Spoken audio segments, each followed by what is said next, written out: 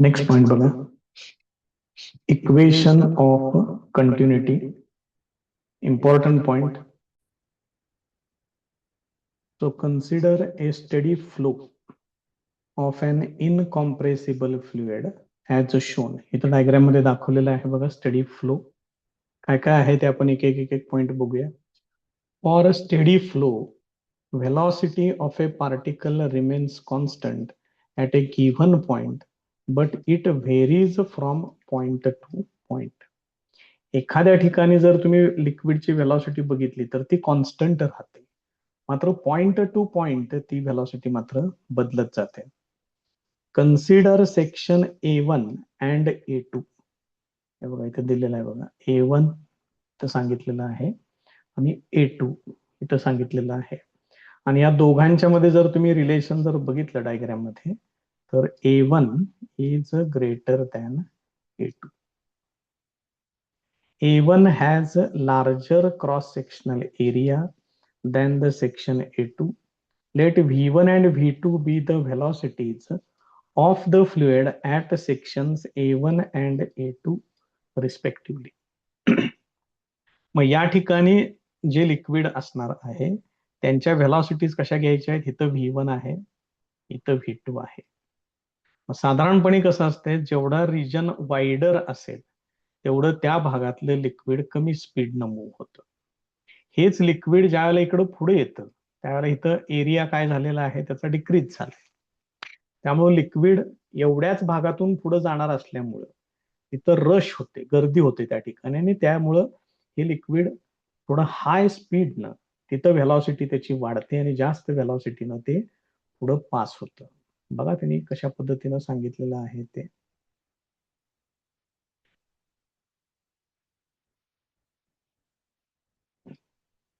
Now a particle has to move faster in the narrower section to accommodate particles behind it. त्यामुळे ज्या वेळेला ते narrow section मध्ये येतं म्हणजे जिथं एरिया कमी आहे त्या ठिकाणी येतं तिथं ते जरा जास्त स्पीडनं मूव्ह होतं, कारण त्याच्या पाठीमागं भरपूर पार्टिकल्स असतात. त्यामुळे ह्याचं स्पीड वाढतं. Hence its velocity increases. When a particle enters wider section it slows down because there is a more space. आणि ज्या वेळेला तेच लिक्विड वायडर सेक्शन मध्ये जातं त्यावेळेला जागा जास्त असल्यामुळं त्याचं स्पीड हे कमी होतं. म्हणजे साधारणपणे V2 जे आहे त्याची व्हॅल्यू जास्त आहे, V1 ची व्हॅल्यू कमी असते. Because the fluid is incompressible the particle moves faster through a narrow section. Fluids कसे असतात, इनकॉम्प्रेसिबल असतात. इनकॉम्प्रेसिबलचा अर्थ काय, प्रेशर अप्लाय केल्यानंतर त्यांचा व्हॉल्यूम कमी होत नाही, त्याला इनकॉम्प्रेसिबल म्हणायचं. त्यामुळे नॅरो सेक्शन मधून ते जास्त स्पीडनं मूव्ह होतात and slow down while moving through wider section. याचा अर्थ काय घ्यायचा, नॅरो सेक्शन मध्ये व्हेलॉसिटी जास्त असते, वाइडर सेक्शन मध्ये व्हेलॉसिटी कमी असते. Consider section A1 and A2 located at points A and B respectively as shown. इथं दाखवलेलं आहे.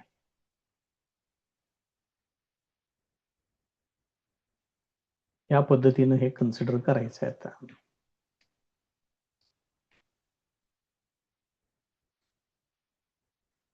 मग इथं पॉइंट A घेतलेला आहे, इथं पॉइंट B घेतलेला आहे. मग पुढं काय सांगितले बघा, the mass of the fluid within this region is constant over time. आता इकडून जे लिक्विड आत येणार आहे तेच लिक्विड इकडून बाहेर पडणार आहे. त्यामुळे याच्यातून फ्लो होणाऱ्या लिक्विडचं मास ते बदलणार नाहीये, ते कॉन्स्टंटच राहणार. If fluid of mass m enters A1 then equal mass of a fluid should leave section A2. ठीक आहे. If the speed of a fluid which crosses section EFGH, हे बघा इथं येतो EFGH, एवढ्या भागातून पास होणाऱ्या लिक्विडचा speed of fluid at point A in time interval delta T is V1.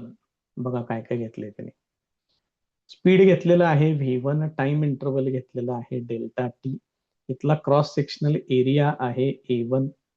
Volume of fluid entering the tube through the cross section at point A is. Volume एवढा दिलाय. मग आता एवढ्याच भागातल्या लिक्विडचं व्हॉल्यूम आपल्याला काढता आलं पाहिजे. व्हॉल्यूम ऑफ फ्लुइड त्यांनी सांगितलेलं आहे. आता बघा त्याच्यातलं कसं कसं काय काय घ्यावं लागणार आहे आपल्याला. डेन्सिटीचा फॉर्म्युला काय, rho equal to mass per unit volume. मग ह्याने काय काय घेतलेलं आहे, रो न मल्टिप्लाय केले व्हॉल्यूमला म्हणजे मास असणार आहे. ते mass equal to rho into volume येणार.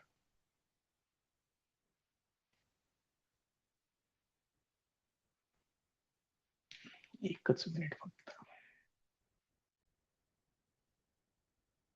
हा मास साठी फॉर्म्युला आहे. आता ह्या डायग्राम मध्ये जरा चेक करा. हे बघा एवढंच डिस्टन्स, हे डिस्टन्स घेतलंय. किती आहे ते, V1 इंटू डेल्टा टी. स्पीडचा फॉर्म्युला काय असतो, V equal to delta X upon delta T असते. मग याच्यावरून डेल्टा एक्स किती येईल, व्ही इंटू डेल्टा टी येणार. ते इथे घेतलंय. म्हणजे हे झालं एवढं डिस्टन्स. त्याचा क्रॉस सेक्शनल एरिया किती आहे, A1. Area into this distance म्हणजे मला व्हॉल्यूम मिळेल.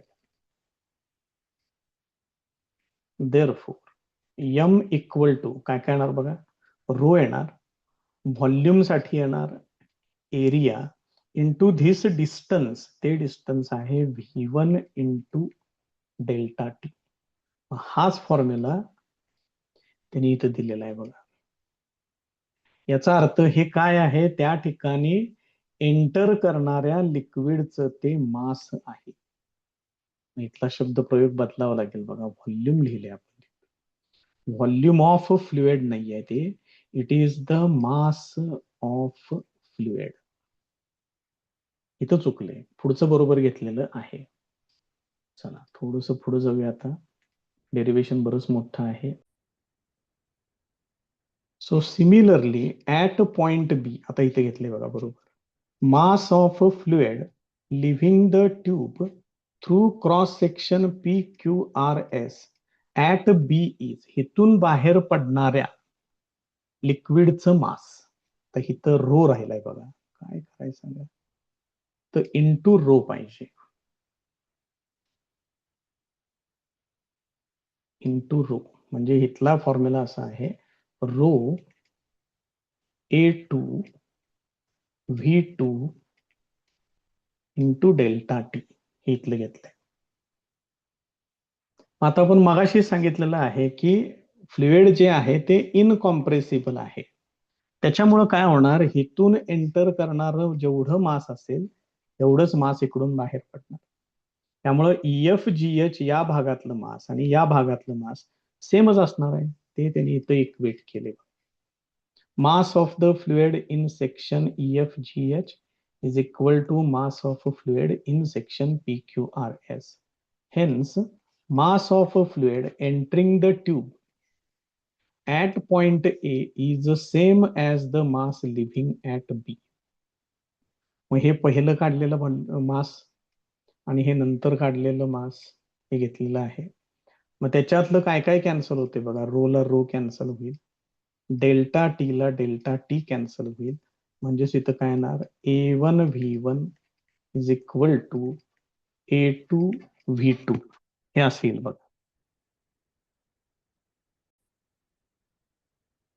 हे इक्वेशन येते A1 V1 equal to A2 V2, that is A into V equal to constant. मग A इंटू V यालाच त्यांनी काय म्हटलेलं आहे, व्हॉल्यूम रेट ऑफ फ्लुइड म्हटले. आता ह्याचं परत व्हॉल्यूम रेट मध्ये कसं कन्व्हर्शन केलेलं आहे ते पण बघा जरा. मग त्यापैकी A इंटू व्ही, इथं A आहे तो आहे एरिया आणि V म्हणजे delta X upon delta T आहे, किंवा यालाच तुम्ही dx अपॉन dt म्हटलं तरी चालते. मग याच्यामधला हा झाला एरिया, ही झाली तिथली पर्टिक्युलर हाईट. पाहिजे असली डायग्राम मध्ये ते पण तुम्ही बघू शकता. हे बघा हे एवढं डिस्टन्स आहे. आणि क्रॉस सेक्शनल एरिया हित आहे. त्यामुळे हे ए इंटू डी एक्स म्हणजेच तुम्हाला काय मिळणार, व्हॉल्यूम मिळणार, divided by time delta T आहे, त्याऐवजी फक्त डी टी लिहिलेलं आहे. त्यामुळं ए इंटू व्ही म्हणजेच डीव्ही अपॉन डी टी असते. त्यालाच काय म्हणतात, volume rate of flow of a fluid. So dV upon dt is the volume of a fluid per unit time passing through any cross section of the tube of flow. त्यालाच म्हणतात volume flux. आणि या volume फ्लक्सला तुम्ही जर row न multiply केलं तर त्याचं कन्व्हर्शन मास मध्ये होतं. त्याचं पण बेसिक बघा. रो म्हणजेच काय येते, मास पर युनिट व्हॉल्यूम येते. मग याच्यावरून मास इक्वल टू काय येणार, रो इंटू व्ही येणार. मग जर तुम्ही इथं लिहिताना डीव्ही अपॉन डी टी लिहिलं तर इथं मास साठी काय लिहायचं, फक्त डीएम अपॉन डी टी लिहायचं. एवढाच बदल करायचा. आणि याला म्हणतात mass flux. So equation 1 is called the equation of continuity in fluid dynamics. ते हित आहे बघा, equation 1. A into V equal to constant आहे ते. तेच तुमचं इक्वेशन ऑफ कंटिन्युटी. अतिशय बारीक सारीक गोष्टी आहेत, सगळ्या व्यवस्थित समजून घ्या, नाहीतर हे डेरिव्हेशन त्रास देणार. खूप मोठं डेरिव्हेशन आहे. आता आपण निम्म्या पार्ट पर्यंत आलोय फक्त. अजून ह्याचाच वापर करून पुढं बर्नॉलीज प्रिन्सिपल आहे, बर्नॉलीज इक्वेशन आहे, ते तुम्हाला त्रास देऊ शकते. त्यामुळे हे बारकाईच्या सगळ्या गोष्टी नीट समजून घ्या. The continuity equation says that the volume rate of flow of an incompressible fluid for a steady flow is the same throughout the flow. हे कंटिन्युटी इक्वेशन तुम्हाला काय सांगते, A into V equal to constant. आणि A into V म्हणजेच काय आहे, DV upon D T. तर हा व्हॉल्यूम रेट फ्लो जो आहे तो नेहमी काय राहतो, कॉन्स्टंट राहतो. त्यानंतर एक किरकोळ पॉइंट दिलेला आहे, बघून ठेवा. When water is released from A dam, amount of water is mentioned in terms of 1000 million cubic feet. त्यालाच टीएमसी असं म्हणतात. आणि 1 TMC is 10⁹ cubic feet of water per second. हे वापरतात. ह्याचा उच्चार जनरली तुम्हाला ज्या वेळेला धरणातलं पाणी वगैरे सांगितलं जातं त्याच्यामध्ये सांगतात एवढा धरणामध्ये पाणी साठा एवढा टीएमसी शिल्लक आहे. Basic unit of flow is cusec. मग 1 क्यूसेक म्हणजे किती असते, 1 क्युबिक फीट पर सेकंद म्हणजेच किती असते बघा, 28.317 लिटर पर सेकंद. माहिती सगळी व्यवस्थित कलेक्ट करून ठेवा, एमसीक्यू ला काहीही विचारू शकतात. नेक्स्ट पॉइंट आहे Bernoulli equation. In a river speed of water decreases in wider region, whereas speed of water increases in regions where river is narrow. हे आपण मगाशी पण सांगितलेलं आहे, त्यात काही विशेष नाहीये. It happens because pressure in narrower regions is more than that in wider region. हे लक्षात ठेवा. कारण स्पीडचं तर माहितीच आहे तुम्हाला, मगाशी आपण ते बघितलेलं पण आहे. वायडर रिजन मध्ये स्पीड कमी असते, नॅरो रिजन मध्ये स्पीड जास्त असते. त्याचं कारण त्यांनी असं सांगितलेलं आहे, it happens because pressure in narrow regions is more. म्हणजे नॅरो रिजन मध्ये प्रेशर जास्त असतं वायडर रिजन पेक्षा. But pressure within fluid in narrower parts is less while that in wider parts is more. मात्र फ्लुइडच्या आत, विदिन फ्लुइड म्हटले, नॅरोअर part मध्ये फ्लुइडच्या आतमधलं प्रेशर हे कमी असतं आणि वायडर पार्ट्स मध्ये ते काय असतं, मोअर असतं. हे लक्षात ठेवा व्यवस्थित. आता आपल्याला जे पाहिजे आहे महत्वाचं जे इक्वेशन ते आता इथं स्टार्ट होईल बघा. Bernoulli's principle, very very very important point. आणि याच्यामध्येच तुम्हाला ते इक्वेशन ऑफ कंटिन्युटी वगैरे वापरावं लागतं. याच्यासाठी ते पहिल्यांदा आपण पूर्ण करून घेतलेलं आहे. काय सांगितलंय प्रिन्सिपल मध्ये बघा. The speed of a fluid in a narrow region increases. Narrow region मध्ये फ्लुइडचं स्पीड वाढतं, but the internal pressure of a fluid in the same narrow region decreases. मात्र तिथलं जे इंटरनल प्रेशर आहे त्या फ्लुइड मधलं, त्याच रिजन मधलं, त्याच नॅरो रिजन मधलं, ते मात्र डिक्रीज होतं. म्हणजे या फ्लो मध्ये जिथं नॅरोअर रिजन आहे तिथं स्पीड जास्त आहे, मात्र त्याचं इंटरनल प्रेशर काय असतं, कमी असतं. हे लक्षात ठेवा. Bernoulli's equation relates speed of a fluid at a point, pressure at that point, and height of that point above a reference level. हे बर्नॉलीज इक्वेशन कोणत्या कोणत्या क्वांटिटीजना एकत्र करतं किंवा कोणत्या क्वांटिटीज मधलं रिलेशन सांगतं. तर speed of fluid at a point, pressure at that point आणि height of that point above a reference level. It is an application of work energy theorem. हे वर्क एनर्जी थेरमचं एक महत्वाचं ऍप्लिकेशन आहे. Net work done on a fluid element by pressure of surrounding fluid is equal to sum of change in kinetic energy and change in gravitational potential energy. हे वाक्य लक्षात ठेवा. हेच आपल्याला पुढे वापरायचं आहे. म्हणजे त्यांनी काय सांगितलेलं आहे की तिथं करावं लागणारं जे टोटल वर्कडन आहे ते काय असतं, समेशन आहे. कुणाकुणाची समेशन आहे, चेंज इन कायनेटिक एनर्जी आणि चेंज इन पोटेन्शियल एनर्जी यांची समेशन आहे. आता हे कशा पद्धतीने वापरायचं आहे ते बघा. Consider an element of fluid between P and R. आपण बघूया त्याची वेगळी दुसरी डायग्राम आहे त्याची, तिथं जाऊया आपण. तो consider an element of fluid between P and R. इथं पॉइंट पी आहे, इथं पॉइंट आर आहे, त्याच्यामधला जो फ्लुइडचा पार्ट आहे तो कन्सिडर करायचा आहे. V1 and V2 are the speeds of the fluid at P and R respectively. V1 आणि V2 हे त्या ठिकाणचे स्पीड्स आहेत, इथं दाखवलेले आहेत. A1 and A2 are the cross sectional area, इथं आहे, इथं इथं दाखवलेला आहे A2.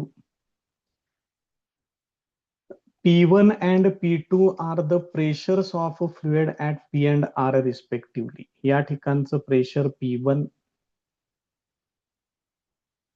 या ठिकाणचं pressure P2. D1 and D2 are the distances traveled by fluid at P and R during time dt. हे बघा इथे दाखवलेलं आहे बघा.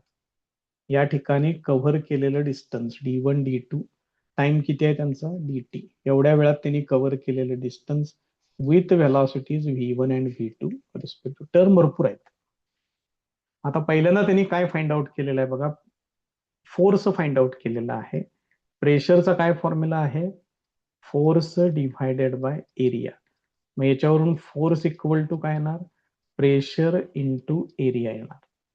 मग इथलं प्रेशर आहे P1, एरिया आहे A1, तिथला फोर्स येणार P1 A1, इथं वरती फोर्स येणार P2 A2.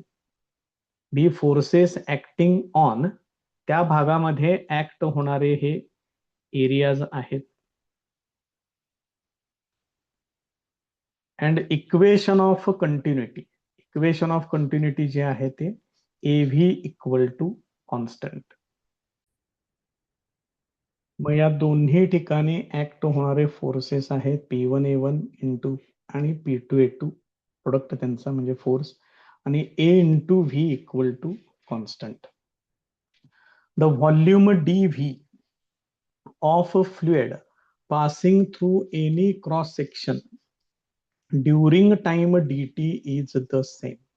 मग व्हॉल्यूम काढायचं तर काय करावं लागेल, cross sectional area into this distance A1 D1 equal to A2 D2. एवढा व्हॉल्यूम त्या ठिकाणी पास होतो. There is no internal friction in fluid as a fluid is ideal. पण आयडियल फ्लुइड कन्सिडर केलेला आहे, त्यामुळे त्याच्यात इंटरनल फ्रिक्शन नाही आहे. In practice, for a fluid like water, loss in energy due to viscous force is negligible. आपण जर water सारखे जर लिक्विड कन्सिडर केलं तर त्याच्यामध्ये विस्कस फोर्समुळे होणारा लॉस इन एनर्जी निग्लिजिबल असतो, त्यामुळे तो सोडून द्यायचा. Hence only non gravitational force acting on a fluid is due to pressure of surrounding fluid. त्यामुळं या अशा प्रकारच्या लिक्विडवरती ऍक्ट होणारा नॉन ग्रॅव्हिटेशनल फोर्स म्हणजेच कोण, तिथं जे प्रेशर आहे सराउंडिंग फ्लुइडचं तेवढंच त्याच्यावरती ऍक्ट होईल. आता त्यांनी एवढ्याच भागासाठी ते नेट वर्कडन इथून पी कडून आर कडे जाण्यासाठी लागणारं जे वर्कडन आहे ते त्यांनी फाइंड आउट केलेलं आहे. आपण एक एक एक एक स्टेप वाईज बघत जाऊ, कारण हाच पार्ट थोडासा कॉम्प्लिकेटेड वाटू शकतो बऱ्याच जणांना. आता बघा, वर्कडनचा बेसिक फॉर्म्युला आपला काय आहे, फोर्स इंटू डिस्प्लेसमेंट. मगाशी सांगितल्याप्रमाणे फोर्सचा काय फॉर्म्युला आहे, pressure into area into displacement. मग पी पासून आर पर्यंत जायचं आहे आपल्याला, मग याच्यासाठी वर्कडन करावं लागेल. मग हे वर्कडन किती असेल, तर इथं त्यांनी इनिशियल वर्कडन फाइंड आउट केलेलं आहे. P1, A1, D1 त्या सगळ्या इथल्या व्हॅल्यूज आहेत. त्याच्यातून फायनल वर्कडन वजा केले P2, A2, D2. हा फॉर्म्युला लक्षात ठेवा. कशावरून ते घ्यायचं आहे व्यवस्थित माहिती असू दे. मग त्या दोनही वर्कडन्सची सबट्रॅक्शन त्या ठिकाणी केलेली आहे. Second term in above equation is negative because force at R opposes displacement of fluid. याच्यामधली जी सेकंड टर्म आहे म्हणजे P2, A2, D2 हे निगेटिव्ह आहे म्हणून सांगितलंय, कारण या ठिकाणी जे लिक्विड आहे ते काय करतं, इथल्या फ्लोला अपोज करतं. ठीक आहे, मग त्यापैकी आता A1 इंटू D1 म्हणजे तिथला व्हॉल्यूम घ्यायचा. बघा, हा क्रॉस सेक्शनल एरिया असतो आणि हे डिस्टन्स A इंटू डी, ह्यालाच काय घेतलंय त्यांनी, व्हॉल्यूम DV घेतलेला आहे. A1 D1 म्हणजे DV घेतले, A2 D2 म्हणजे DV घेतलेला आहे. बघा, तिथले व्हॉल्यूम्स त्यांनी कन्सिडर केलेले आहेत. मग हे DV त्याच्यातून कॉमन घ्या म्हणजे हे असेल, that is total mechanical energy equal to work done. आपण मगाशी सांगितलेलं इक्वेशन ते आता घेतलेलं आहे इथं. त्याच्यातलं वर्कडन फाइंड आउट केले, एक बाजू आपल्याकडे आता तयार झालेली आहे. आता सेकंड पार्ट कडे जाऊया आपण, काय काय करावं लागणार आहे ते एक बघा.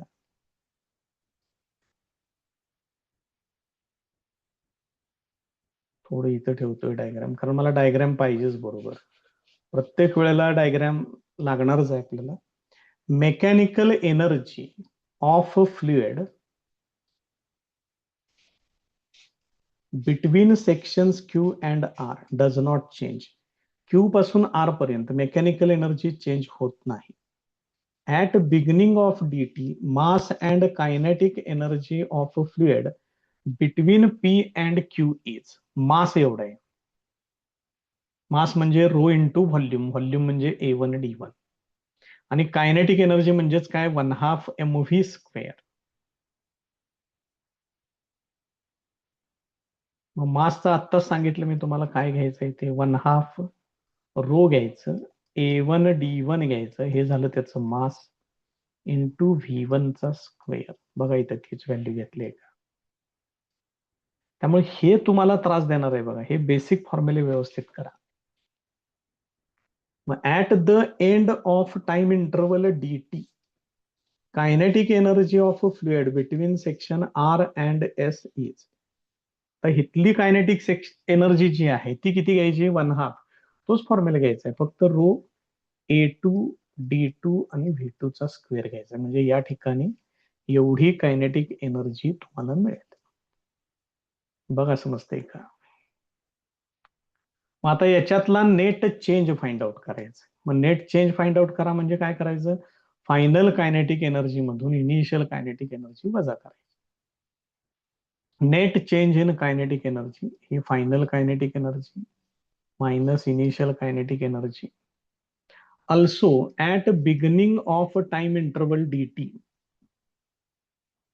gravitational potential energy of mass m between p and q is mgh1. Potential एनर्जीचा फॉर्म्युला काय, mgh. त्यातलं m ला काय काय घ्याल म्हणून सांगितलंय, रो इंटू डी व्ही एवढं घ्यायचं. जी आहे तसंच आहे आणि एचच्या ठिकाणी येणार h1, इनिशियल हाईट त्याची घ्यायची आहे. ते बघा इथं डायग्राम मध्ये दाखवलेले आहे. इनिशियल हाईट इथं आहे, एवढी हाईट त्या ठिकाणी घ्यायची आहे. इक्वेशन्स बघा बरं का, आपण काय काय फाइंड आउट करतोय ते. मग आता इथलं झालं, आता इथलं घ्यायचं आहे, त्यावेळेला हाईट काय येणार, h2 येणार. मी हे डायग्राम पुढच्या पानावरती पण घेऊन ठेवतोय. Now at the end of time interval dt, the gravitational potential energy of the mass m between r and s is, आता इथलं घ्यायचं एवढ्याच भागात. तर ते काय येणार, एम जी आणि हाईट किती आहे, h2. एम साठी परत एकदा रो इंटू डी व्ही, जी इंटू h2 हे असेल. आता फाइंड आउट करायचं net change in potential energy. म्हणजे ह्याच दोघांची तुम्हाला काय करावी लागेल, वजाबाकी फक्त करावी लागेल. Net change in gravitational potential energy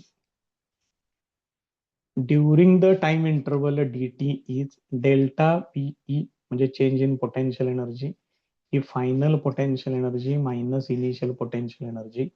याच्यातून रो डी व्ही आणि जी एवढं सगळं कॉमन येते, h2 मायनस h1 हे शिल्लक राहते. आता माझ्याकडे इक्वेशन्स काय काय झाली बघा. हे इक्वेशन नंबर 5, याच्या आधीच्या पानावरच हे इक्वेशन नंबर 4 इथं आहे बघा. हे त्याच्या आधीच इक्वेशन नंबर 3 ते इथं आहे आणि त्याच्या आधीच इक्वेशन नंबर 1. मग जिथं वर्कडन आहे, वर्कडनच्या ठिकाणी हे वापरायचं आहे डाव्या बाजूला इथं. म्हणजे डाव्या बाजूला काय येणार, P1 minus P2 into D V. बघा बरं इथं दिसतंय का ते, हे झालं वर्कडन. त्याच्यानंतर आहे त्या इक्वेशन मध्ये चेक करा काय लागते परत, change in kinetic energy delta K E, ते इथं आहे बघा.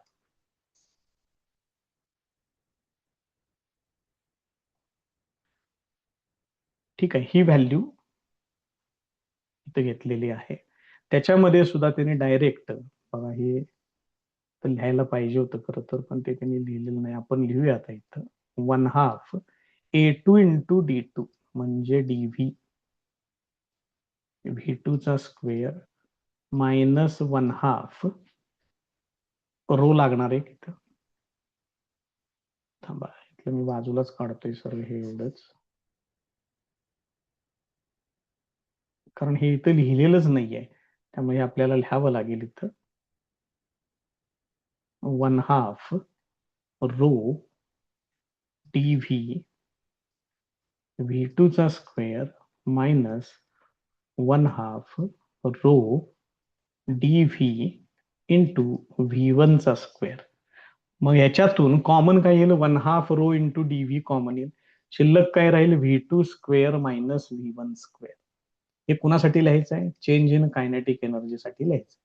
लिहिलंय का बघा इथं तसं, 1/2 rho DV V2 square minus V1 square. आणि तिसरी जी टर्म होती चेंज इन पोटेन्शियल एनर्जी, ती इथं आहे, ती इथं वापरायची. म्हणजे अशा पद्धतीनं तुम्ही प्रत्येक टर्म त्याच्यातली सेपरेट फाइंड आउट करायची आहे आणि ती इथं वापरायची आहे. आता या सगळ्यामध्ये डी व्ही सगळीकडे दिसते बघा, ते कॅन्सल करा आणि बाकीचं जे काही शिल्लक राहते ते इथं लिहून टाका. This is known as the Bernoulli's equation. याला बर्नॉलीज इक्वेशन असं म्हणतात. आता याने त्याचं स्टेटमेंट दिलेलं आहे. हे स्टेटमेंट करा बर्नॉलीज प्रिन्सिपल किंवा बर्नॉलीज इक्वेशनच्या वेळेस हे प्रिन्सिपल करा. आता बघा त्यांनी काय म्हटलंय, work done per unit volume म्हटलंय. मगाशी इथं काय होतं, प्रेशर इंटू डीव्ही होतं, म्हणजे चेंज इन व्हॉल्यूम होता. इथं पण होतं व्हॉल्यूम आणि इथं पण होतं. आपण काय केलं, सगळीकडचं डीव्ही कॅन्सल केलं. मग ही पहिली टर्म आहे वर्क डन. तुम्ही त्याला डीव्ही न डिव्हाइड केलं म्हणजे हे काय झालं, work done per unit volume. ही जी दुसरी टर्म होती ती होती चेंज इन कायनेटिक एनर्जी. त्याला पण तुम्ही डीव्ही न डिव्हाइड केलं म्हणून तर हे डीव्ही कॅन्सल झालं. नंतर ही तिसरी टर्म होती पोटेन्शियल एनर्जी. त्याला पण डीव्ही न डिव्हाइड केलं तुम्ही, मग हे डीव्ही इथलं कॅन्सल झालं. मग ही पहिली टर्म झाली work done per unit volume. दुसरी टर्म उजव्या बाजूची change in kinetic energy per unit volume, आणि हे change in potential energy per unit volume, आणि त्यांची ही काय होती, समेशन होती. मग वाक्य बघा बरं, तसंच सांगितलंय का, work done per unit volume of a fluid by surrounding fluid is equal to sum of changes in kinetic and potential energies per unit volume that occur during the flow. म्हणजे तिथं जे वर्क डन आहे ते काय असतं, sum of change in kinetic and potential energies, दोन्ही बाजूला पर unit volume आठवणीने टाकायचं. आता हेच जर तुम्ही पूर्ण डिटेलमध्ये जर सगळं सोडवलं, जरा इथला सगळा गोंधळ सगळा मी कमी करतोय पूर्ण. आता बघा हे जर तुम्ही सगळं जर पूर्ण सोडवलं तर इकडं काय येणार आहे बघा, ही एक टर्म येईल 1/2 रो V2 स्क्वेअर. त्यानंतर यानं इथं मल्टिप्लाय केलं 1/2 रो V1 स्क्वेअर येणार, मायनस असणार आहे ते. यानं आत मल्टिप्लाय करा, म्हणजे पाहिजे असेल तर इथं आपण लिहूया 1/2 रो V2 चा स्क्वेअर मायनस 1/2 रो V1 चा स्क्वेअर प्लस रो GH2 मायनस रो GH1. आणि इकडं कोण आहे, इकडल्या बाजूला आहे P1 मायनस P2. मग ज्याच्यामध्ये 1 आहे त्या सगळ्या टर्म डाव्या बाजूला घ्या, आणि ज्याच्यामध्ये 2 आहे ही एकच टर्म P2 ती तेवढी पलीकडे पाठवा. म्हणजे मग तुमचं इक्वेशन असं दिसेल, सगळ्या 1च्या टर्म डाव्या बाजूला, सगळ्या 2च्या टर्म उजव्या बाजूला, आणि हे इक्वल येतं. त्यामुळे त्यांनी काय सांगितलंय की ही जी टर्म आहे इट रिमेन्स कॉन्स्टंट. मग हे प्रेशर आहे, हे कायनेटिक एनर्जी आहे, शिवाय हे पोटेन्शियल एनर्जी आहे. मग ह्यालाच तुम्ही work done per unit volume, kinetic energy per unit volume, potential energy per unit volume, ह्या सगळ्यांचे समेशन कॉन्स्टंट राहते असं पण तुम्ही सांगू शकता. त्याच्या पुढचा पॉइंट बघूया आता आपण. किरकोळ किरकोळ नुसते सगळे पॉइंट्स वाढवत नेलेत तिने. A different way of interpreting the Bernoulli's equation. आणखीन कुठल्या प्रकारे ह्याला इंटरप्रेट करता येते बघा, परत एकदा मगाच इक्वेशन घेतलं इथं. Dimensionally pressure is energy per unit volume असतं. प्रेशर म्हणजेच energy per unit volume. Both terms on RHS have dimensions of energy per unit volume. उजव्या बाजूला ज्या टर्म्स आहेत RHS ला त्यांची डायमेन्शन कशी आहेत, एनर्जी पर युनिट व्हॉल्यूम. मी सगळ्यांना व्हॉल्यूमने डिवाइड केले मगाशी. हे काय होतं, हे होतं वर्कडन होतं. मग वर्कडनला व्हॉल्यूमने डिवाइड केलं म्हणजेच एनर्जीला व्हॉल्यूमने डिवाइड केलं. Hence, LHS is referred to as pressure energy per unit volume called as pressure head. हे जे डाव्या बाजूला जे आहे याला pressure energy per unit volume म्हटले, म्हणजेच प्रेशर हेड. उजव्या बाजूची जी फर्स्ट टर्म आहे व्हेलॉसिटी असलेली त्याला म्हटलेलं आहे व्हेलॉसिटी हेड, आणि जी शेवटची टर्म आहे ज्याच्यामध्ये पोटेन्शियल एनर्जी होती त्याला म्हटलेलं आहे पोटेन्शियल हेड. आणि याच्यातलं अजून एक अतिशय महत्वाचं statement, Bernoulli's principle is consistent with the principle of conservation of energy. बर्नॉलीचं जे प्रिन्सिपल आहे ते काय फॉलो करतं, principle of conservation of energy याला ते फॉलो करतं. लक्षात ठेवा, ते इम्पॉर्टंट आहे.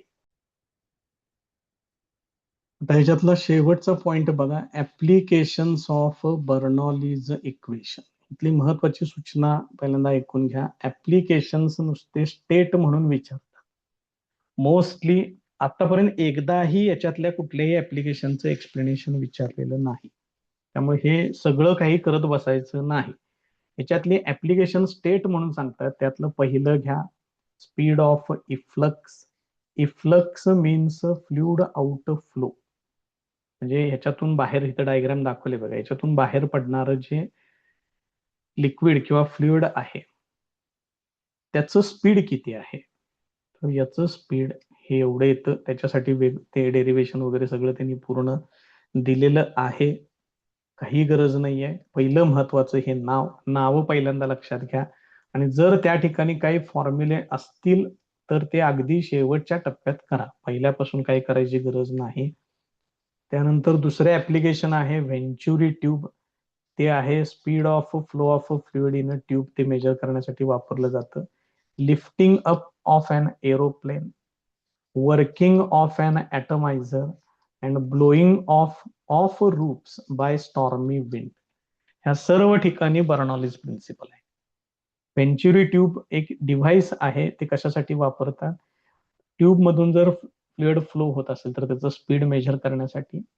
एरोप्लेन हवेमध्ये नेमकं झेप कसं घेतं त्याचं एक्सप्लेनेशन याच्यावरून देता येतं. वर्किंग ऑफ एन ॲटोमायझर, त्याचं वर्किंग याच्यावरून एक्सप्लेन करता येतं.